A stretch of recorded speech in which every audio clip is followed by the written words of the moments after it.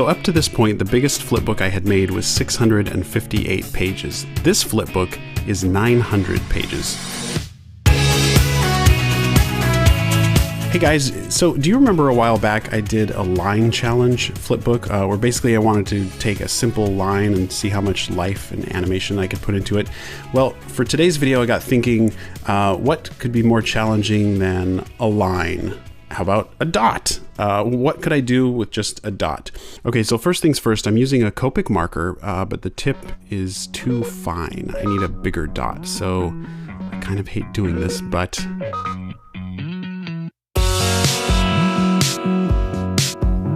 I have some replacement tips, so don't worry. So what I want to do is see if I can tell a compelling story using just dots as characters.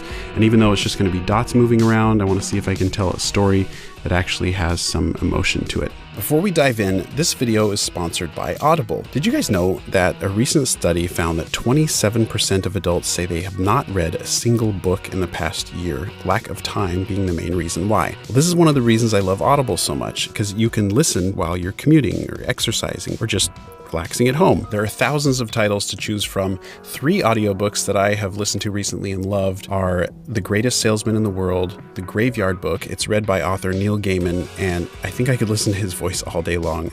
And The Grapes of Wrath. The narrator, his performances for every character are so spot on. I just love listening to it. So get your own audiobook and 2 free Audible originals with a free 30-day trial.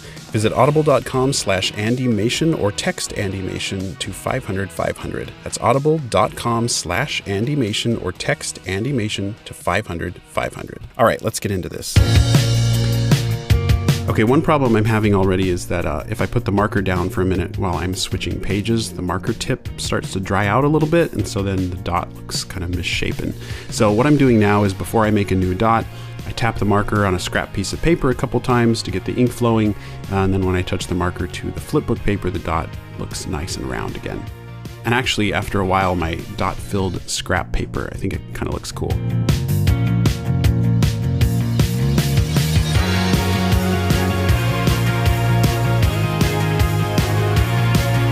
So one thing I'm doing here that really helps is when the dots are bouncing, I've made a template for myself to follow. Otherwise, it would be too easy to lose track of placement and timing, especially since there's no background that I can refer to, just the blank page. So this way I just follow the pattern, and then I know the bounces are going to stay consistent, the timing will stay the same, and it's going to land in the same spot every time. All right, well, I really don't want to talk too much about the story that I have in mind because I don't want to spoil it. I want you to just be able to watch it, and hopefully it comes across naturally without me telling you what it's about up front. So I'll just say that this part here, I'm hoping will feel sort of dance-like or playful. Anyway, I don't want to spoil anything else. I'll just let you guys watch the rest of the time lapse without me talking.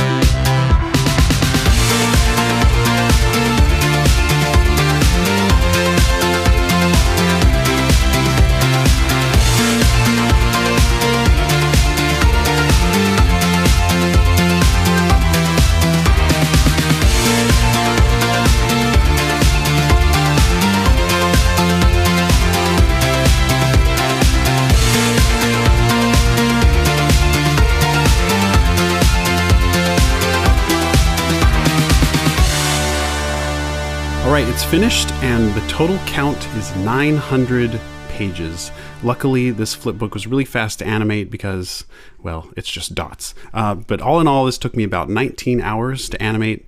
I really hope you guys like it. Here it is.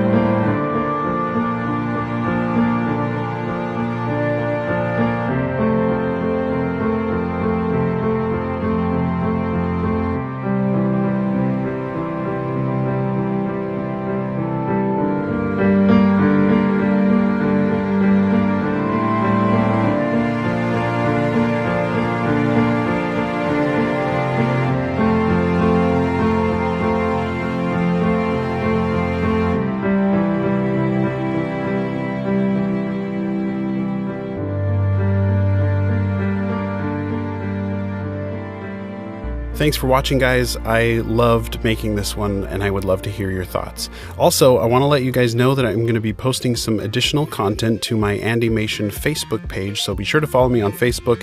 And if you go there now, you'll be able to see a version of this flipbook that I filmed in stop motion.